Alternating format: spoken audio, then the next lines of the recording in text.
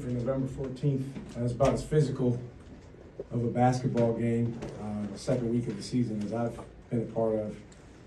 Terrence Shannon and Ty Rogers, their physicality is something else. I would guess we'll probably have a lot of bumps and bruises after that game. But our guys did a good job, standing up to Illinois the best we could.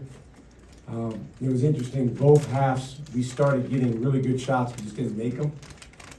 And I just told the guys, just stay with it, hang in there, and keep doing what we're doing. We had a great number of paint touches and opportunities in the paint, and that was big for us. Allowed us to get to the foul line a little bit. We usually make a lot more threes than five, so we needed to live in the paint tonight. And then I thought we took a step defensively with the toughness that our guys showed. Shannon's obviously a load. He got downhill. Goody, Damas got going from outside. We have to do a better job finding guys, but to hold them to 35% from the field is quite a feat. Shaka, when did you know that Tyler was going to be able to go with that ankle injury? Well, I'll tell you what, it's about as, I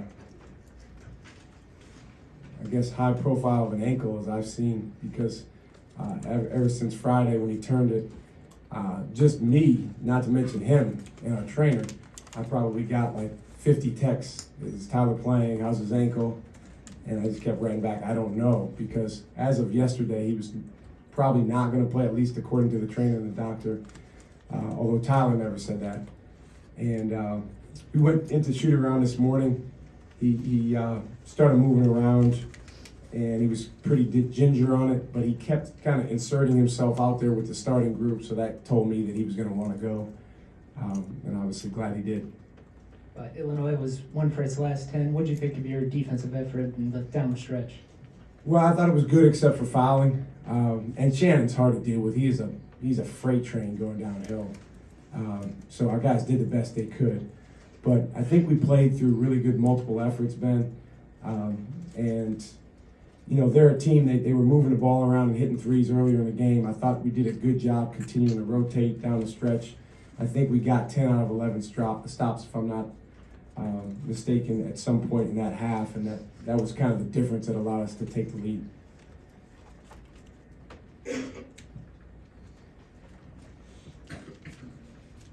Was the number of looks you got through him something you anticipated you might be able to do tonight, or was that just something that developed over the course of the game? Well, the way our guys play, we know we can get in the paint on any type of defense. We wanted to play fast. We wanted to get down the floor in transition.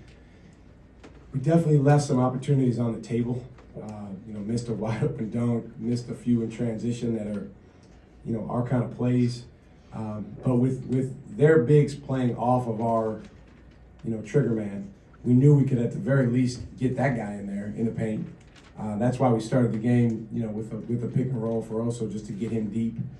And we needed it because we didn't shoot the ball particularly well from outside tonight. Cam's always been good about finishing in the paint, but it seems like this season he's better at absorbing contact. What have you seen from him this season? He's the best at that size, finishing in the paint, and particularly to not be like an amazing athlete.